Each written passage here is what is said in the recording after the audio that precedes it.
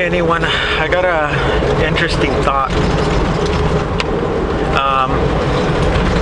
I made a connection. I noticed how anything associated with something really loud is associated usually with something ignorant.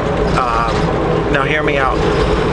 Whenever you're, let's say, at a restaurant and you hear somebody being loud, or just anywhere, think of the bus, think of you're walking down the street, anytime you hear, and this isn't in particular any race or anything, but just think of the last time somebody was unnecessarily being loud. Now, I'm sure you visualize the person or the group and ask yourself, how smart do you think that person was? I would almost assure you that it's probably not a scholar or scientist or anybody very intelligent or anything. And not anybody that's going to do any breakthroughs in the next decade or anything. Now, that connects to other things. Think of when you're on the road and there's somebody next to you playing really loud music. Okay, now as you think about that, tell me if you think he's a genius. Probably not, right? Now, even in reverse, think of somebody that's going to tell you something. I don't know, an instructor, some teacher, some sensei, anybody that's somebody that's perfected a task, a trade or anything. They usually take the time and they calmly explain something to you. Or even in general, just anybody comes up to you and says, hey, come here a second, let me tell you something. It's probably not going to be something very stupid, or just any, I don't know, secret knowledge, and anything in general where somebody's going to teach you something.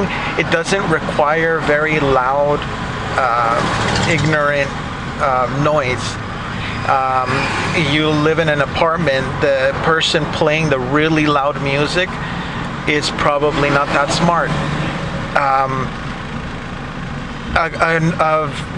What do you call it? An office that's very productive, a very good environment to be working at or living at is usually quiet. Walk into a bank. I'm not saying bank tellers are geniuses or anything, but how peaceful is that? When you go to a nice neighborhood, you don't notice a party going on down the street. You don't notice the neighbor cleaning his car with loud music. You don't hear anything where it's noise. It's very calm. Actually, that's usually the first thing you notice, apart from there not being trash around the neighborhood. It's usually how quiet it is. That's why nature is so peaceful and so it draws you. Anytime something's very quiet and peaceful, it's usually something that attracts you and it's intelligent and you can get something from it.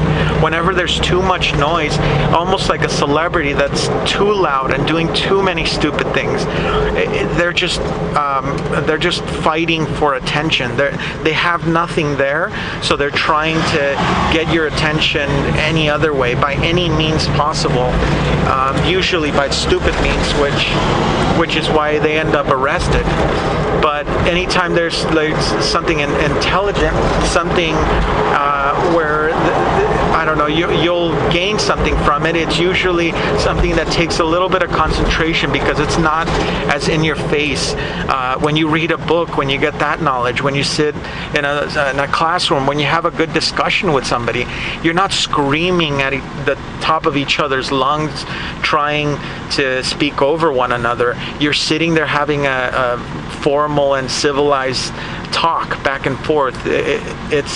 It's something very interesting that I thought of. I don't know if anybody out there makes that connection, but it's interesting because normally when somebody annoys me, I point out how it's probably not a smart person. I guess it takes intelligence to keep things to yourself, to not be in anybody's face. It's usually the loud people that got nothing to say.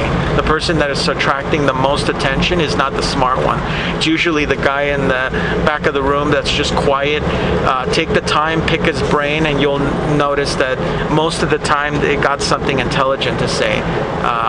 They're not the ones in front of the class screaming and jumping around like a freaking clown.